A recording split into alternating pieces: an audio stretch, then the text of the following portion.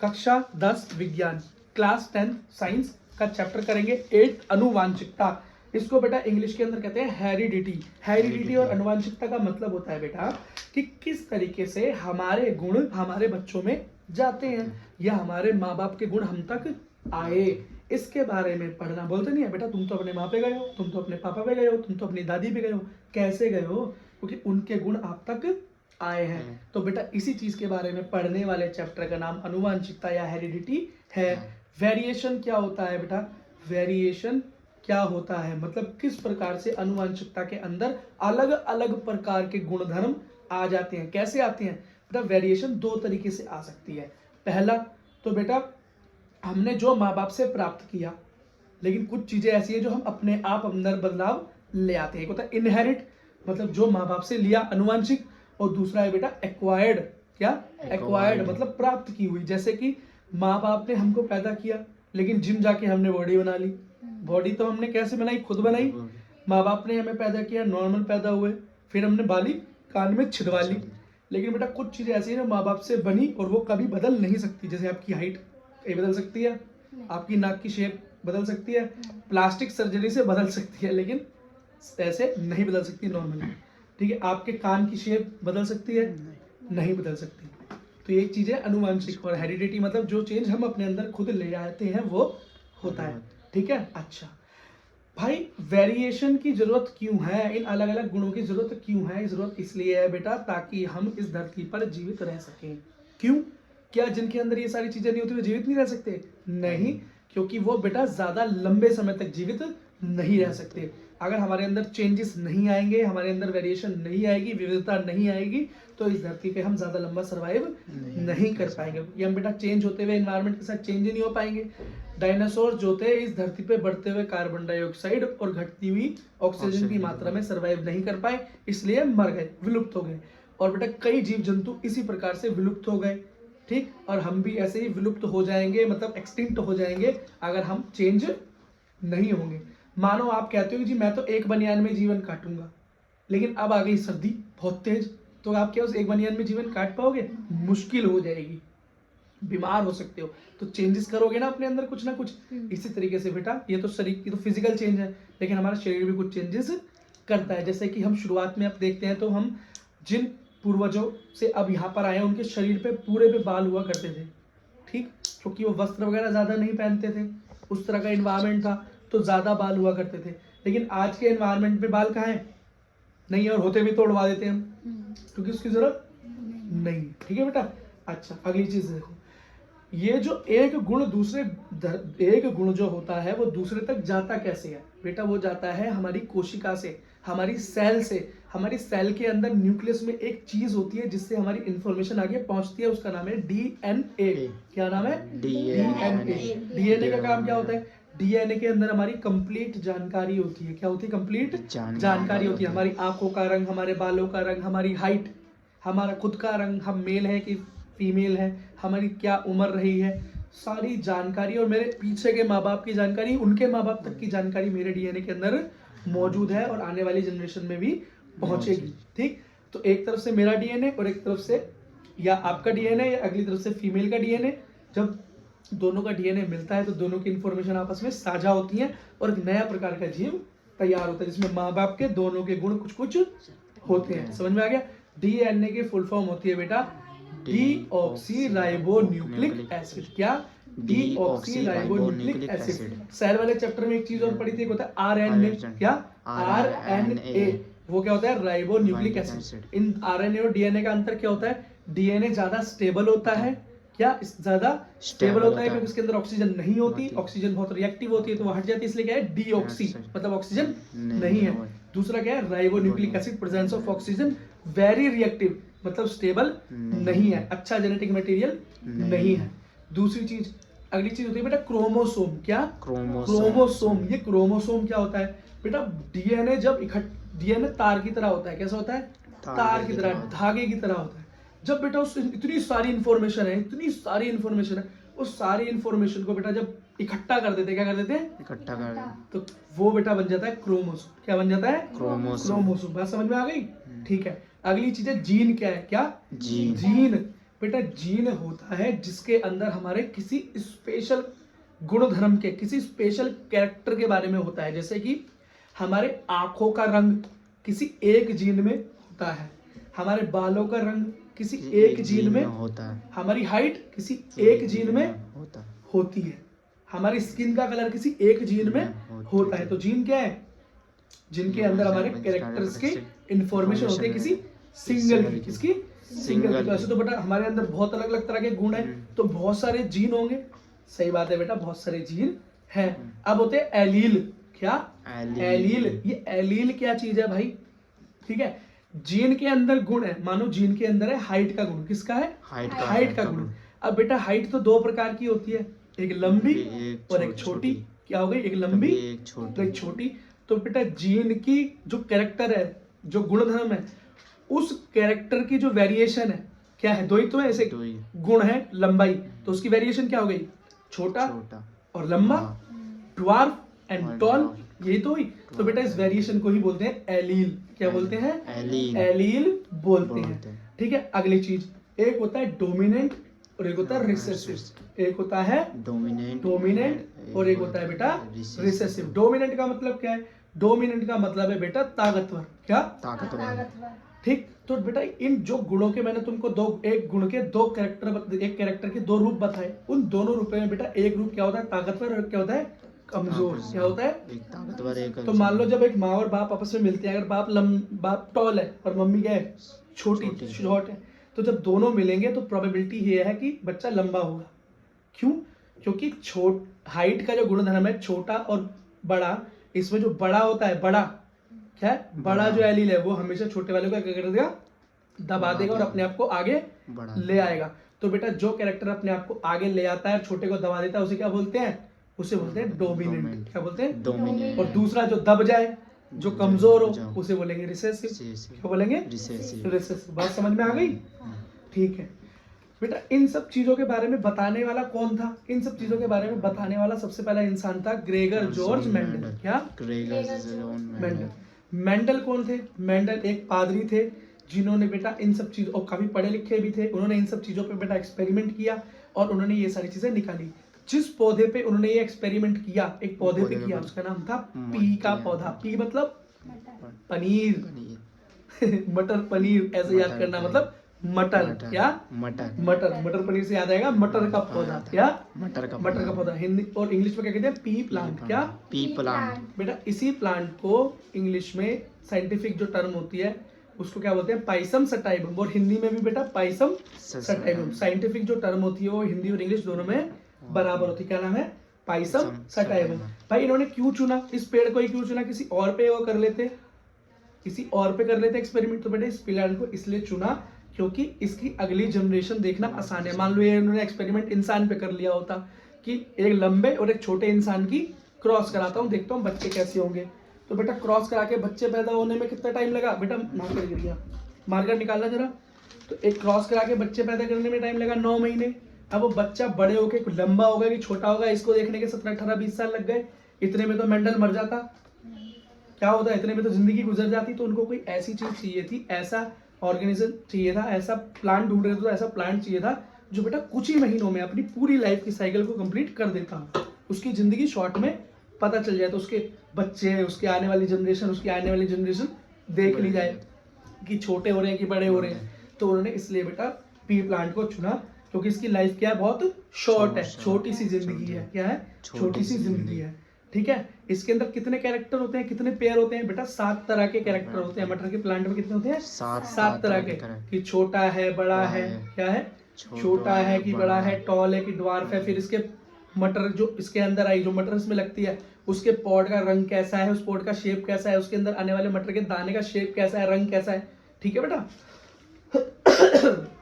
और ये एक एनुअल प्लांट है, मतलब सालों साल उगने वाला प्लांट है। ऐसा नहीं कि सर्दी में उगा तो गर्मी में नहीं होगी। मटर तो बेटा सालों साल, मटर पनीर सालों साल खाते हो ना, क्योंकि सालों साल मिलने वाला पौधा है। इसलिए बेटा इन सब कैरेक्टर की वजह से उन्होंने पी प्लांट को चुना। अब बेटा एक चीज इधर बोर्ड पे फोकस करो फटाफट। देखो इन्होंने बेटा सबसे पहले मोनो हाइब्रिड क्रॉस किया। क्या किया?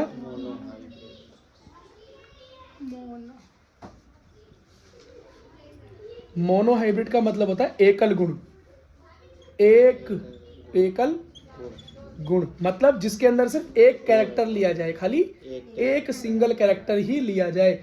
और इन्होंने वो कैरेक्टर क्या लिया, वो ट्रेड क्या ली, वो विशेषता क्या ली, वो ली हाइट, क्या ली, हाइट ली। और हाइट में पता है भैया दो ही तरह की होती है, एक तो टॉल और एक ड्वार्फ, मतलब लंबा और छोटा। ठीक है बेटा, अब मैंने तुमको एक चीज बताई थी कि एक जीन के दो एलील होते हैं। मान लो कोई लंबा है, क्या है, लंबा है, टॉल है, तो बेटा उसके दो ही एलील हो सकते हैं। कैसे, पहला टॉल टॉल, बन गए ना तुम, एक जीन के दो एलील। अच्छा, और एक हो सकता है टॉल और छोटा टॉल। अब ये बोलोगे भैया छोटा टॉल क्या है, छोटा टॉल का मतलब है इसके अंदर ये क्या है, रिसेसिव, कमजोर, क्या कमजोर, ये क्या है, डोमिनेंट, क्या है, ताकतवर। ठीक, अब बेटा ये दोनों भिड़ेंगे, छोटा टी किसका है, ताकि हाइट छोटी हो जाए, बड़ा टी किसका है, ताकि हाइट बड़ी हो जाए। तो जब बड़ा टी आ गया तो छोटे टी को आगे नहीं जाने देगा, तो इसके ऐसे कैरेक्टर में भी जो बच्चा होगा वो कैसा होगा, टॉल ही होगा। और यहाँ तो बेटा दोनों ही टॉल है, तो टॉल होना ही है। बच्चा छोटा कब हो सकता है, एक ही तरीका है, जब दोनों छोटे छोटे मिल जाए, दोनों रिसेसिव मिल जाए, तो बेटा बच्चा कैसा होगा, ड्वार्फ होगा, छोटा होगा। देखा है लंबे माँ बाप का एक बच्चा छोटा भी निकल जाता है कभी कभी, या काले माँ बाप का एक आध बच्चा गोरा निकल जाता है कभी कभी, देखा है, देखा होगा यार, तो नॉर्मल सी बात है। देखा नहीं है, माँ बाप तो छोटे से, लड़का इतना लंबा कैसे है इनका, या इनकी लड़की की हाइट इतनी ज़्यादा कैसे, इसकी मम्मी तो छोटी सी है, कभी देखा है, या तुमने कभी कोई लंबा बच्चा ही नहीं देखा, तुम तो लिलीपुट में रहते हो मुझे लग रहा है, इन्होंने लंबे बच्चे ही नहीं देखे, ये लिलीपुट में रहते हैं सारे, वो रहते बोलू और मम्मी भी 6 फुट की है, मम्मी मेरी लंबी है, तो फिर तो कोई फर्क नहीं पड़ता। मतलब कुछ ऐसा ढूंढो इसमें मम्मी छोटी हो और बच्चे बड़े हो। बेटा छोड़ो, टाइम बर्बाद करने वाले काम मत करो, इन्होंने तो दुनिया में कुछ देखा ही नहीं है। अब मैं इनसे कुछ पूछूंगा, ये तो देखा ही नहीं है। अच्छा बेटा, एक चीज होती है, एक इंपॉर्टेंट चीज देख लो, एक होता है बेटा होमोजाइगस, क्या होता है, होमो, और होता है हेट्रोजाइगस, क्या होता है, हेट्रो। ये होमो क्या है और हेट्रो क्या है बेटा, होमो का मतलब होता है सेम, और हेट्रो का मतलब होता है अलग, मतलब डिफरेंट। ये चीज याद रखनी है तुम्हें, होमो मतलब सेम, हेट्रो मतलब अलग। तो बेटा जब सेम कैरेक्टर आपस में मिलते हैं तो उसे बोलते हैं होमोजाइगस। और जब बेटा दो अलग अलग मिल जाए, देखो अलग अलग मतलब कैरेक्टर के ट्रेड बता रहा हूँ, है तो ये भी लंबा ये भी लंबा, लेकिन एक है टॉल एक है ड्वार्फ, एक है टॉल एक है ड्वार्फ, मतलब एक है डोमिनेंट और एक है डोमिनेंट, दोनों सेम। और इसमें क्या, एक डोमिनेंट और एक रिसेसिव, मतलब एक ताकतवर और एक कमजोरी का, हेट्रोजाइगस। क्या हो गया, हेट्रोजाइगस। इस बात को बेटा ध्यान रखना, क्या ध्यान रखना। अब बेटा एक मोनोहाइब्रिड क्रॉस करके देख लेते हैं, क्या देख लेते हैं, मोनोहाइब्रिड क्रॉस करके इन्होंने बेटा क्या लिया, एक मेल प्लांट लिया, कैसा, मेल प्लांट मतलब पुरुष प्लांट लिया, कैसा, लंबा। कैसे थे कि उसके कैरेक्टर, होमोजाइगस, कैसे, होमोजाइगस, सेम है ना, क्योंकि सेम है देखो। और ये कैसा होगा, टॉल होगा, लंबा होगा, सीधी सी बात है। और एक बेटा फीमेल ली, कैसी, फीमेल कैसी ली, ड्वार्फ, छोटी होगी, क्योंकि दोनों कैरेक्टर क्या है, रिसेसिव कैरेक्टर है, लेकिन है ये भी होमोजाइगस ही, क्यों, दोनों सेम है ना, तो होमोजाइगस। दोनों का क्रॉस करा दिया, क्या करा दिया, क्रॉस। तो इनका क्रॉस कैसे होगा, देखो यहाँ से एक बड़ा टी, यहाँ से एक छोटा टी, दोनों से मिलके क्या बनेगा बेटा, छोटा टी बड़ा टी। ये क्या बना बेटा, हेट्रोजाइगस। क्या बना, हेट्रो, अलग अलग है ना। और बेटा ये बनेगा कैसे, इसकी कंडीशन कैसी होगी, कैसा होगा ये देखने में, टॉल होगा। क्यों बेटा, एक रिसेसिव एक डोमिनेंट, तो ताकतवर छोटे वाले को हटा देगा और इसको क्या बनाएगा, लंबा बना देगा। अब इसके ऐसे ही मान लो दो बच्चे हुए, एक लड़का हुई एक लड़की हुई, तो उन्होंने क्या, उनका भी आपस में क्या करा दिया, क्रॉस करा दिया, उनका भी आपस में पहले होमोजाइगस वालों का करा दिया, फिर हेट्रोजाइगस वालों का करा दिया। एक हो गया बेटा, देखो हेट्रोजाइगस लंबा, एक हेट्रोजाइगस लंबा, दोनों का करा दिया। ये मान लो मेल है और ये क्या है, फीमेल है। ये क्या है, टॉल, और ये भी क्या है, टॉल, लंबे हैं दोनों, लेकिन है कैसे, हेट्रोजाइगस। और ये भी क्या है, हेट्रो। बेटा इनका क्रॉस होगा तो देखो क्या बना, एक इस पहले वाले को इन दोनों से मिला दो, फिर एक दूसरे वाले को इन दोनों से मिला दो। बेटा ये होता है क्रॉस करने का तरीका। तो जब पहले वाला टी को इससे मिलाया तो T T, capital capital T, ये कैसा हुआ, टॉल, लंबाई होगा। अब अगला यहाँ से फिर कैपिटल टी को मिलाया स्मॉल टी से, ये भी कैसा होगा, लंबा होगा। अब स्मॉल टी को स्मॉल टी से, नहीं स्मॉल टी कैपिटल टी से, या स्मॉल टी फिर कैपिटल टी, ये भी कैसा होगा, इसमें बड़ा आ गया तो टॉल, और लास्ट में स्मॉल टी मिलेगा, इसके लास्ट ये बना दिया, ये बन कैसे बना, ये छोटा ये बना बेटा ड्वार्फ। एक बच्चा कैसा निकल के आ गया, ड्वार्फ, छोटा निकल के आ गया। ठीक है, अब एक चीज याद रखना, इसका बेटा हमें दो चीज बतानी होती है, फिनोटाइप और जीनोटाइप। क्या ये फिनोटाइप और जीनोटाइप क्या है भाई? फिनोटाइप का मतलब होता है फिजिकली देखने में कैसे हैं। तो हम क्या बताएंगे भैया, एक दो तीन, तीन तो लंबे हैं, तीन टॉल है, और एक ड्वार्फ है, एक छोटा है। तो ये फिनोटाइप रेशियो जो देखने में क्या रेशियो बना, 3:1 का रेशियो बना। ठीक, और कोई बोले जीनोटाइप रेशियो क्या था, तो भैया जीनोटाइप रेशियो कैसे बताओगे, ये देखोगे कितने होमोजाइगस है और कितने हेट्रोजाइगस है। तो भैया प्योर टोल कौन सा है, प्योर टोल जो भैया लंबा था, होमोजीनस, तो एक ही है बेटा होमोजाइगस, बड़ा टी मतलब एक। और दूसरे कैसे हैं, हाइब्रिड, हाइब्रिड मतलब मिलावटी, मतलब हेट्रोजाइगस, कैसे, हेट्रोजाइगस टोल कितने हैं, एक दो, दो ऐसे हैं बेटा जो मिक्स हैं, दो। और लास्ट ड्वार्फ बताओ छोटा कितना है, वो एक। तो बेटा इसका रेशियो हो गया जीनोटाइप 1:2:1, याद हो गया। ठीक है बेटा, अब इसी तरीके से अगर इसने डिफरेंट कैरेक्टर्स ले लिए, मतलब अब इसने किया डाई हाइब्रिड क्रॉस, कैसा, डाई हाइब्रिड। डाई हाइब्रिड का मतलब जिसके अंदर उसने अब दो लिए, द्वि कैरेक्टर का क्रॉस, दो कैरेक्टर का, किसका, दो गुणों का, दो गुण वाला क्रॉस किया। जब दो गुण वाला क्रॉस किया उसने क्या लिया, उसने लिया बेटा येलो एंड राउंड और रिंकल्ड, ग्रीन एंड रिंकल्ड। ये है क्या, ये है बेटा मटर के दाने। क्या है, मटर के दाने। एक कैसे निकले, येलो, पीले, लेकिन है कैसे, गोल गोल। और एक कैसे निकले, ग्रीन, लेकिन है कैसे, सुकड़े सुकड़े, रिंकल्ड, झुर्री वाले। ठीक है, जब दो कैरेक्टर्स का मैच किया, क्या, दो कैरेक्टर्स का मैच किया, तो यहाँ से बड़े वाई से बड़ा वाई, या छोटे वाई से छोटा वाई, या बड़े आर से बड़ा आर, या छोटे आर से छोटा आर। और बड़े और छोटे का मतलब समझ रहे हो, बड़ा वाला डोमिनेंट है और छोटा वाला रिसेसिव है। तो बेटा ये क्या करेगा, ये येलो छोटे वाले ग्रीन को हटा देगा, तो यहाँ से क्या निकल के आएगा, येलो। और ये बड़ा आर क्या है तुम्हारा, राउंड, और ये क्या, छोटा वाला रिंकल्ड। तो क्या राउंड रिंकल्ड को हटा देगा क्योंकि ये डोमिनेंट है, कैपिटल आर है, तो ये हो जाएगा येलो एंड राउंड। तो जो बेटा हमारी F2 जनरेशन आई वो क्या है, येलो और राउंड है। इसको बेटा और आगे क्रॉस करेंगे तो इसका जीनोटाइप और फिनोटाइप आप निकाल लोगे, बड़ा क्रॉस होगा। आपकी बुक के अंदर मैं आपको दिखा रहा हूँ, ये देखो बेटा कितना बड़ा क्रॉस हुआ। यहाँ तक की कंडीशन हमने निकाल दी, फिर इनका क्या किया, दोनों पहली जनरेशन फिर दूसरी जनरेशन का देखो क्रॉस किया, तो क्रॉस बड़ा था तो निकल कर आ गया। बेटा इसका जो निकल कर आया है क्रॉस, उसको ठीक ठीक आप याद कर लो, उसका बेटा फिनोटाइप क्या है, उसका फिनोटाइप है 9:3:3:1। क्या है फिनोटाइप, 9:3:3:1। इसको याद कर लो, कई बार ये बेटा फिनोटाइप पूछा जाता है। अभी देखो फिनोटाइप कैसे कैसे आए, 9 आए येलो एंड राउंड, 3 आए ग्रीन राउंड, 3 आए येलो रिंकल्ड, और एक आया ग्रीन रिंकल्ड। रिंकल्ड मतलब झुर्री वाला, ग्रीन मतलब हरा। बस समझ में आ गया। ठीक है बेटा, एकदम अब लास्ट एक टॉपिक है इसका, उसका नाम है सेक्स डिटर्मिनेशन। क्या,